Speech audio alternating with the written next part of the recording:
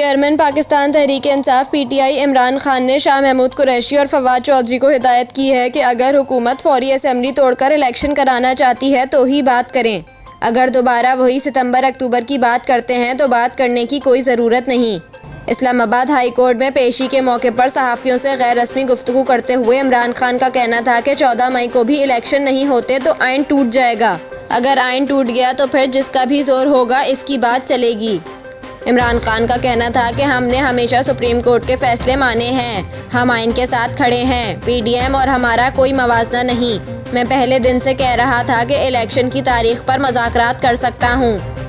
इमरान खान ने शाह महमूद कुरैशी और फवाद चौधरी की मौजूदगी में कहा कि इन दोनों को कह रहा हूँ, अगर हुकूमत फौरी असेंबली तोड़कर इलेक्शन कराना चाहती है तो ही बात करें।